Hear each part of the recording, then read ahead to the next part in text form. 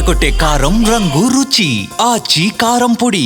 గాంజా ముఠా దాడిలో excise constable Soumya తీవ్ర గాయాలపాలై ఆసుపత్రిలో చికిత్స పొందుతూ మృతి చెందింది. కొద్దిసేపటి క్రితమే గాంధీ మార్చిలో పోస్టుమార్టం పూర్తయింది. మంత్రి జూపల్లి కృష్ణారావు కూడా గాంధీ ఆసుపత్రికి చేరుకున్నారు. ఆ కుటుంబానికి అండగా ఉంటామంటూ ప్రకటించిన పరిస్థితి. ఒకసారి జూపల్లి ఉన్నారు, ఒకసారి మనం మాట్లాడించే ప్రయత్నం చేద్దాం. ఇప్పటికే గాంధీ ఆసుపత్రికి ఎక్సైజ్ శాఖ అధికారులు సిబ్బంది చేరుకున్నారు. ఆ కుటుంబానికి అండగా ఉంటామంటున్నారు. మంత్రి జూపల్లి ఉన్నారు, ఒకసారి మాట్లాడదాం. సార్ చెప్పండి, ఈ సౌమ్య మృతిని ఎట్లా చూస్తారు? భవిష్యత్తులో ఇతర ఘటనలు జరగకుండా ఎలాంటి చర్యలు? ఇప్పుడు విధి నిర్వహణలో భాగంగా తపనతోటి అంకితభావంతో పనిచేసింది. ధైర్యంగా చేసే కార్యక్రమం చేయడం జరిగింది. అభినందించాల.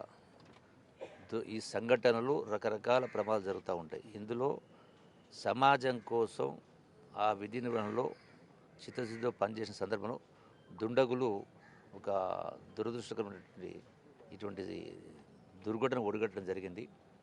సో వాళ్ళ ఇప్పటికే పట్టుకోవడం జరిగింది కొందరిని. వాళ్లకు కఠిన శిక్షలు పడే విధంగా పూర్తిగా ప్రభుత్వం అదే పని మీద ఉంటుంది. ఇంకొకసారి ఎవరు కూడా ఇటువంటివి జరగకుండా ఉండడం కోసం అన్ని రకాల ప్రభుత్వం ఆ యొక్క ఎక్సైజ్ డిపార్ట్మెంట్కు సహాయ సహకారం అందించే కార్యక్రమం చేస్తాం. వాటితో పాటుగా ఆయుధాలను కూడా సరఫరా చేసే ఏర్పాటు చేస్తాం డిపార్ట్మెంట్ వాళ్ళకు. ఈ కుటుంబంలో ఏదైతే విషాదమైన సంఘటన జరిగింది కాబట్టి సౌమ్య మృతి వల్ల, ఆ సౌమ్య కుటుంబంలో తల్లి, తండ్రి, తమ్ముడు ఉన్నాడు. తండ్రి ఏమో సంతలో ఏదో చిన్న జీలకర్ర ఆవాలేదు అమ్ముకుంటాడు. తర్వాత తమ్ముడు డిగ్రీ పాస్ అయ్యాడు. సో ఈ కుటుంబాన్ని ప్రభుత్వం ఆర్థికంగా ఆదుకునే కార్యక్రమం చేస్తుంది. నిన్ననే గౌరవ ముఖ్యమంత్రి రేవంత్ రెడ్డి గారితో నేను మాట్లాడడం జరిగింది, వారితో సంప్రదించడం జరిగింది. ₹1 కోటి నగదు, అట్లాగే ఆ కుటుంబంలో చదువుకున్నటువంటి ఆ పిల్లోడికి ఉద్యోగం, అట్లాగే సర్వీస్ మొత్తంలో ఏదైతే లెఫ్ట్ ఓవర్ సర్వీస్లో అయితే శాలరీస్ అదర్ బెనిఫిట్ అవి కూడా ఇచ్చే విధంగా, అంటే ఏ విధంగా అయితే గతంలో అదే నిజామాబాద్లో ఒక పోలీస్ కానిస్టేబుల్ చనిపోయినప్పుడు ఏ విధంగా అయితే సహకరిస్తామని చెప్పిన గౌరవ ముఖ్యమంత్రి చెప్పేదో అదే బెనిఫిట్స్ అదేవిధంగా ఈ సౌమ్య కుటుంబాన్ని కూడా అందించడం ఏర్పాటు చేస్తాం. మరి ఆ యొక్క కుటుంబానికి ప్రగాఢ సానుభూతి తెలియజేస్తూ సౌమ్య ఆత్మకు శాంతి చేకూరాలని భగవంతుని ప్రార్థిస్తాం. ప్రభుత్వం డ్రగ్స్ ఫ్రీ సిటీ అంటుంది, మాదక ద్రవ్యాల నిర్మూలన లక్ష్యంగా చేస్తుంది. కానీ ఇలాంటి ఘటనలు జరుగుతున్నాయి. మీరు ఈ డ్రగ్స్ ముఠాలకు, గాంజా ముఠాలకు ఒక మంత్రిగా హెచ్చరిక చేయాలంటే ఏం చెప్తారు?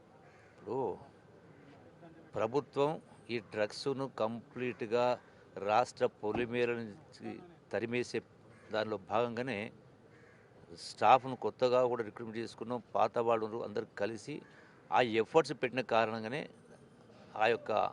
ఆ ముఠా అవుతుందో ఈరోజు ఈ ఘాతుకానికి ఒరగొట్టింది. సో 100% ఇక్కడ ఈ డ్రగ్స్ సరఫరా చేసేవాళ్ళు గ్రామ స్థాయి నుంచి ఇతర దేశాల వరకు ఎక్కడ ఉన్నా అవసరమైతే 10 మందిని కాదు 50 మందిని టీం పంపించి వెపన్స్ ఇచ్చి పంపించి వాళ్ళు ఎక్కడున్నా ఆ లింక్ మొత్తాన్ని కూడా పట్టుకొచ్చి ఎంత గొప్ప వాళ్ళని ఎంత పెద్ద వాళ్ళని ఎక్కడ ఉన్నా దేశంలో ఉన్నా ఇతర దేశాల్లో ఉన్నా కూడా వాళ్ళని రప్పించి వాళ్ళపైన చట్టపరంగా అన్ని రకాల చర్యలు తీసుకునే కార్యక్రమం చేస్తాం. వాళ్లకు వెన్నులో చలి పుట్టే విధంగా చేస్తాం. సార్, ఈ ఘటనలో ఎంతమందిని అరెస్ట్ చేశారు? ఈ ముఠా వెనుక ఉన్నటువంటి వారిని ఇప్పటికే ఏమైనా గుర్తించారు? అది ఇంకా ఎంక్వైరీ ఉంది. ఆల్రెడీ కొందరిని ఇప్పటికే అరెస్ట్ చేయడం జరిగింది, ఇద్దరిని అరెస్ట్ చేయడం జరిగింది. మిగతా వాళ్ళ కోసం కూడా పోలీస్ డిపార్ట్మెంటు, ఎక్సైజ్ డిపార్ట్మెంట్ పూర్తిగా అదే పనిలో ఉన్నారు.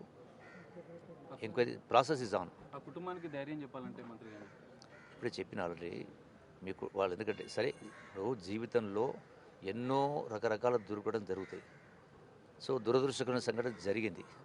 ఆ కుటుంబానికి పూర్తి ధైర్యం చెప్పడం జరిగింది. ఆ కుటుంబానికి ₹1 కోటి నగదు, ఆర్థిక సహకారం, అట్లాగే ఆ యొక్క ఉద్యోగం, అట్లాగే లెఫ్ట్ ఓవర్ బెనిఫిట్స్ ఏవైతే వస్తాయో, ఎట్లయితే పోలీస్ డిపార్ట్మెంట్ కానిస్టేబుల్ చంపబడ్డప్పుడు ఇవ్వడం జరుగుతుందో అవన్నీ కూడా ఇవ్వడం జరుగుతుంది. నిన్న గౌరవ ముఖ్యమంత్రి రేవంత్ రెడ్డి గారితో కూడా ప్రస్తావించడం జరిగింది. వారు కూడా చెప్పడం జరిగింది, రాగానే ఇచ్చేద్దామని చెప్పడం జరిగింది. సౌమ్య విధి నిర్వహణలో మృతి చెందింది కాబట్టి అధికారిక లాంఛనాలతో ఏమైనా అంత్యక్రియలు చేశారు? అక్కడ వెళ్తా ఉన్నాం. సో ఇది మంత్రి జూపల్లి చెప్తున్నారు. సౌమ్య కుటుంబానికి అన్ని విధాలా ఆదుకుంటాము. ఇప్పటికే ఆ కుటుంబంలో ఒకరికి ఉద్యోగంతో పాటుగా ₹1 కోటి నష్టపోయినారు. సో భవిష్యత్తులో ఈ తరహా ఘటనలు జరగకుండా ఎక్సైజ్ శాఖ సిబ్బందిని బలోపేతం చేయడం, వారికి ఆయుధాలు, ప్రత్యేక ట్రైనింగ్ ఇస్తామంటూ చెప్తున్నారు. డ్రగ్స్ ముఠాలకు, గాంజా ముఠాలకు హెచ్చరికలు చేస్తున్నారు. ఖచ్చితంగా ఎవరైనా ఈ తరహా మాదక ద్రవ్యాలను సరఫరా చేస్తే వారిపైన కఠిన చర్యలు తీసుకుంటామంటే మంత్రి జూపల్లి చెప్తున్న పరిస్థితి. కెమెరామెన్ చేతన్తో కలిసి సాగర్ బిగ్ టీవీ, హైదరాబాద్.